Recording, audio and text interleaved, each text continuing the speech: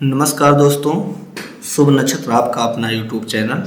आज का विषय हमारा होगा सूर्य ग्रहण की, जिसे हम पितृदोष भी कहते हैं। कुछ कुंडलियों में यह बड़ा असरकारी होता है, कुछ कुंडलियों में यह असर नहीं दिखा पाता है। कितने प्रतिशत का आपकी कुंडली में पितृदोष है, कितने प्रतिशत का आपकी कुंडली में पितृदोष का असर है, उसका क्या प्रभाव है, इस दोष के कारण क्या समस्या आएगी, जीवन में इसका क्या प्रभाव होगा, आज हम इसी विषय पर बात करने वाले हैं।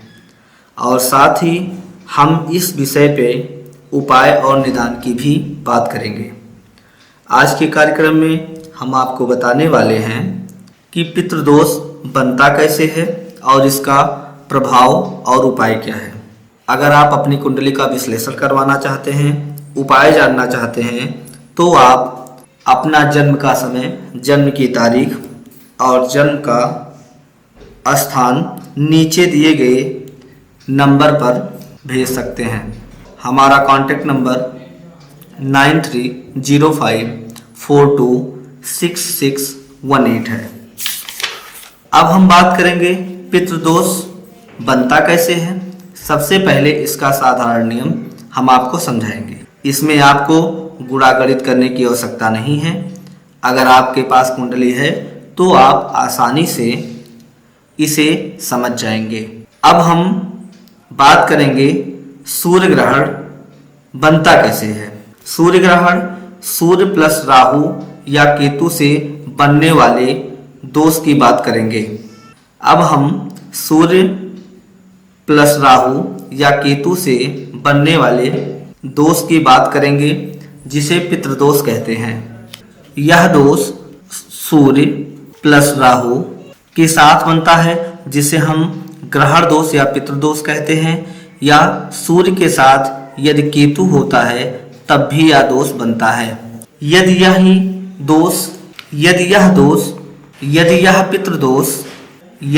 पितृदोष पहले घर में बनता है, यदि यह पितृदोष पहले घर में बन जाए, पहले घर में सूर्य के साथ राहु हो या केतु हो, तो पितृदोष बनेगा। जैसे मान लीजिए ये आपकी कुंडली है, कुंडली का ये आपका पहला भाव है। यदि पहले भाव में सूर्य के साथ में राहु हो या केतु हो, तो यह दोष आपका बनता है, जिसे हम पितृदोष या ग्रहण दोष करते हैं। यदि यह पितृदोष या ग्रहण दोष आपकी कुंडली में पहले भाव में, चौथे भाव में, सातवें भाव में, आठवें भाव में और 12वें भाव में बनता है, तो यह बहुत अधिक प्रभावी होता है। आप अपनी कुंडली में पहचान कैसे करेंगे कि हमारी कुंडली में कौन सा भाव है, कौन सा पहला भाव है, कौन सा दूसरा भाव है, कौन सा तीसरा भाव है, उसके लिए हम आपको बताने वाले हैं। कोई भी कुंडली हो, सबकी कुंडली में पहला भाव यही होता है। ये सेम भाव होते हैं। ये आपका दूसरा भाव होता है, ये आपका तीसरा भाव होगा, इसे हम चौथा भाव कहते हैं। ये आपका पांचवा भाव होगा, ये छठवां भाव, इसे हम सातवां भाव कहेंगे। ये आपकी कुंडली का 8वां भाव होगा, ये आपकी कुंडली में 9वां भाव, ये आपका 10वां भाव, ये आपकी कुंडली का 11वां भाव होगा और जिसे हम कहेंगे कुंडली का 12वां भाव। अगर पितृदोष जिसकी अभी मैंने बात किया है आपकी कुंडली में पहले भाव में, चौथे भाव में, सातवें भाव में, 8वें भाव में और 12वें भाव में बनता है, तो इस दोष का प्रभाव बहुत अधिक होता है। कुछ लोगों की कुंडली में आप देखेंगे कि सूर्य के साथ में राहु होगा। जैसे हम इसी कुंडली की बात करें, मान लीजिए आपका चौथा भाव है। इस चौथे भाव में कुछ लोगों की कुंडली में आप देखेंगे कि सूर्य के साथ में आपको क्या मिलेगा, राहु मिलेगा। तो अगर किसी की भी कुंडली में सूर्य के साथ में राहु है, तब भी आपका क्या बनेगा, ग्रहण दोष बनेगा, जिसे हम क्या कहते हैं, पितृदोष बनेंगे।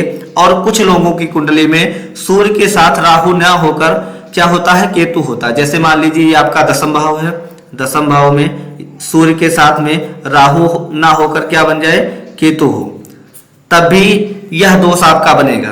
तो ओवरऑल आप ये मान के चलिए कि अगर आपकी कुंडली में पहले, चौथे, सातवें, आठवें और 12वें भाव में यह दोष बनता है तो यह दोष आपकी कुंडली में बहुत ज्यादा प्रभावी होता है। लेकिन आप देखेंगे कि कुछ कुंडलियों में सूर्य के साथ राहु या केतु ना होकर सूर्य के साथ में चंद्रमा उपस्थित होते हैं एक ही भाव में, और सूर्य और चंद्रमा के साथ में राहु या केतु में से कोई एक ग्रह उपस्थित होता है, उस स्थिति में भी ग्रह दोष बनता है। जैसे हम बात कर लेंगे, मान लीजिए आपका सप्तम भाव है, सप्तम भाव में मान लीजिए यहीं पे आपका सूर्य ग्रह है, और इसी भाव में सूर्य के साथ साथ कौन उपस्थित है? चंद्र उपस्थित है, और चंद्र के साथ में राहु या केतु में से कोई एक ग्रह उपस्थित हो जाए, तब भी आपका यह दोष बनेगा। यह दोष कुंडली में बहुत ज्यादा प्रभावी होता है। यह स्थितियां तब बनती हैं जब जातक का जन्म अमावस्या के आसपास हुआ हो, अगर सूर्य चंद्र एक साथ उपस्थित हो, साथ में राहु या केतु में से कोई एक ग्रह उपस्थित होगा, तो यह जो प्रभाव होगा आपकी कुंडली में बहुत ज्यादा दुष्प्रभाव देगा। जैसे मान लीजिए आपका सूर्य था, सूर्य के साथ में क्या आ गया?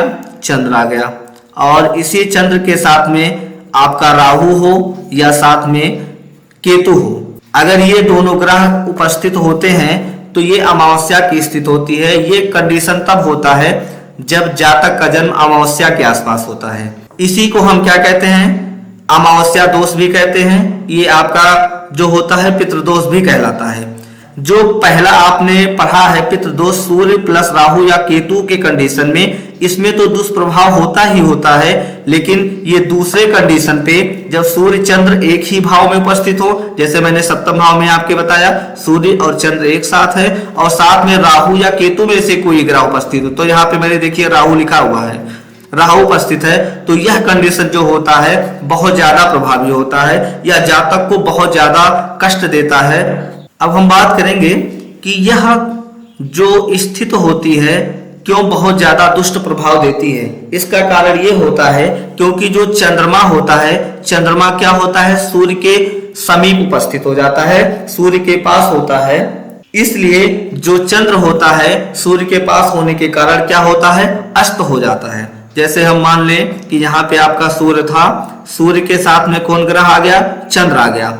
जब चंद्र सूर्य के समीप होता है या कोई भी ग्रह सूर्य के बहुत पास आ जाता है, बहुत समीप होता है, तो वह ग्रह अस्त हो जाता है। अर्थात हम ये कह सकते हैं कि जो ग्रह सूर्य के पास आता है उसका जो पावर होता है, उसकी जो क्षमता होती है, वह सूर्य अपने अंदर क्या करता है? ग्रहण कर लेता है। क्योंकि सूर्य जो होता है राजा होता है, तो राजा के पास कोई भी ग्रह जाएगा तो वो अपनी शक्ति को, अपने पावर को क्या करता है? खो देता है। तो जब सूर्य क्या करते हैं? चंद्र के पास उपस्थित होता है, एक ही भाव में उपस्थित होता है, तो उस कंडीशन पे सूर्य अस्त हो जाता है। क्योंकि जो चंद्र होता है सूर्य के क्या होता है? बहुत समीप होता है, इसलिए यह परिणाम ज्यादा घातक होता है, या जातक को बहुत ज्यादा समस्या देता है, बहुत ज्यादा दुष्प्रभाव देता है। अब हम बात करेंगे पितृदोष से। पितृदोष से होता क्या है? हम बात करने वाले हैं कि जो पितृदोष है, पितृदोष से होता क्या है? पितृदोष से कार्यों में रुकावट आएगी।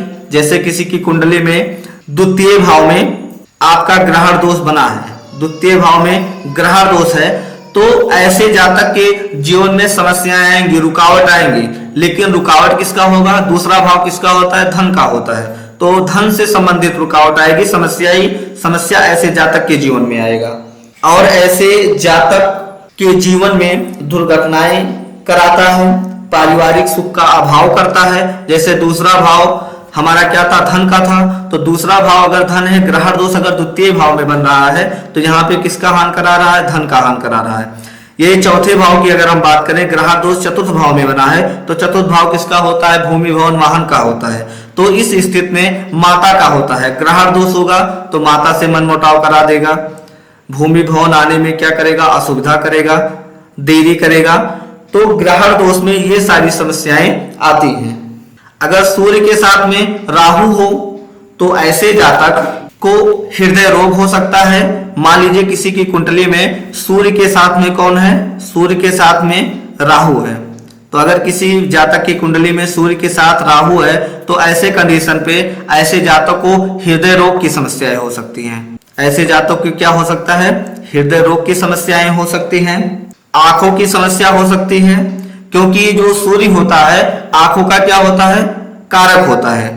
और जब राहु क्या करता है, सूर्य के साथ बैठा है, सूर्य क्या है, प्रकाश है, राहु अंधकार है। सूर्य हमारा क्या है, आत्मा है, मान प्रतिष्ठा पद सम्मान है। राहु उसके साथ बैठता है तो इन चीजों को क्या करता है, कमी करता है। तो सूर्य से किसका विचार करते हैं, पिता का विचार करते हैं, आंखों का विचार करते हैं, हृदय का विचार करते हैं। जब सूर्य राहु के साथ होता है तो इन सारी चीजों की समस्याएं देता है। हृदय रोग दे सकता है, आंखों का रोग दे सकता है। ऐसे जातक को घबराहट, बहुत तेजी से गुस्सा आ सकता है, गुस्से में उसके हाथ पांव कांपने लग सकते हैं, ऐसे जातक का मन नहीं लगेगा। ये सारे कंडीशन पितृदोष में होते हैं। अगर किसी भी जातक की कुंडली में सूर्य और चंद्रमा दोनों एक साथ हैं, जैसे मैंने यहाँ पे बात किया सप्तम भाव में कि सूर्य और चंद्रमा क्या थे, एक साथ हैं, तो किसी भी जातक की कुंडली में सूर्य चंद्रमा अगर एक साथ हैं तो जीवन में उपद्रव ही उपद्रव होता है। दोनों के मिले जुले परिणाम हो सकते हैं। जैसे मान लीजिए सूर्य प्लस राहु, ये दोनों जब आपस में एक साथ हुए, एक भाव में हुए, तो यहाँ पे क्या बना था, ग्रहण दोष बना था। वहीं पे अगर सूर्य चंद्रमा एक ही भाव में है और उसके साथ में कौन आ जाए, राहु या केतु में से कोई ग्रह आ जाए, तो इस कंडीशन पे बहुत ज्यादा दुष्ट प्रभाव इसका होता है। कुछ कुंडलियों में ये भी देखा गया है कि यदि सूर्य और चंद्रमा के बीच में डिग्री का अंतर कम हो, जैसे मान लीजिए कि यहाँ पे सूर्य है और यहीं पे क्या है, चंद्र है, सूर्य और चंद्र के डिग्रियों का अंतर हो, डिग्री आपस में क्या हो, कम हो, तो इसका प्रभाव बहुत ही घातक होता है। जैसे मान लीजिए कि जो आपका सूर्य है, सूर्य आपका 5 डिग्री का है, राहु जो आपका है, राहु आपका 4 डिग्री का है, या मान लीजिए 7 डिग्री का है, 9 डिग्री का है, तो ऐसे कंडीशन में अगर सूर्य और राहु दोनों की डिग्री आपस में क्या है, बहुत समीप है, बहुत पास है, दोनों का अंतर बहुत कम है, तो ऐसे जातक का जीवन ही मिटा देता है, व्यक्ति को पागल कर सकता है, उसके जीवन में नई नई कठिनाइयों का सामना करना पड़ सकता है। ऐसे जातक को अपने कुटुंब की तरफ से, अपने पिता की तरफ से बहुत ही तकलीफें झेलनी पड़ सकती हैं। अगर इन्हीं के बीच में मान लीजिए सूर्य और राहु, यहाँ पे मान लीजिए आपका सूर्य है और यहीं पे आपका राहु, अगर इनके बीच में जो डिग्री है, डिग्री का अंतर क्या हो, ज्यादा हो, तो इसका प्रभाव जो होता है बहुत कम होता है। जैसे मान लीजिए कि ये आपका कितना है, 10 अंश का है, राहु आपका 28 अंश का है, तो दोनों के बीच में जो अंतर है कितने का है, 18 डिग्री का अंतर है। तो ऐसी स्थिति में जो प्रभाव होगा कम होगा। इस कंडीशन में जो मैंने पहले बताया, जब डिग्री क्या हो, बहुत कम हो, तो इसका जो प्रभाव होगा ग्रहण दोष का, पितृदोष का, ये बहुत ज्यादा होगा, व्यक्ति को बहुत ज्यादा परेशान करेगा।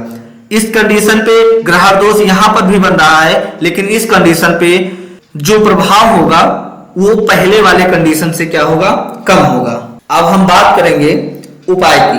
पितृदोष में सूर्य क्या होता है, पीड़ित होता है। जैसे मान लीजिए यहाँ पे सूर्य और क्या है, केतु है, 10वें भाव में सूर्य और केतु उपस्थित हो किसी भी कुंडली में, किसी भी जातक की, तो सूर्य और केतु में से पीड़ित कौन करता है, केतु पीड़ित करता है, और पीड़ित होता कौन है, सूर्य पीड़ित होता है। जैसे मान लीजिए अगर यहाँ पे हम बात करें सूर्य की, तो सूर्य क्या होता है, पीड़ित होता है। ये क्या होता है, पीड़ित होता है। पीड़ित करता कौन है, अगर हम बात करें यहाँ पे, पीड़ित करेगा कौन, राहु या केतु, इनमें से कोई भी जो ग्रह होगा वो क्या करेगा, पीड़ित करेगा। जो ग्रह पीड़ित कर रहे होते हैं उनका हम क्या करेंगे, दान करेंगे उनकी वस्तु का। जैसे मान लीजिए राहु या केतु हैं, राहु या केतु ये दोनों ग्रह क्या करते हैं, पीड़ित करते हैं। किसी भी ग्रह को अगर सूर्य के साथ होंगे तो सूर्य को क्या करेंगे, पीड़ित करेंगे। तो ऐसी स्थिति में हम क्या करेंगे, राहु और केतु की वस्तु का दान करेंगे। राहु के लिए हम क्या करेंगे, काली उड़द का दान। राहु के लिए किसकी, काली उड़द, राहु के लिए काली उड़द का दान करेंगे।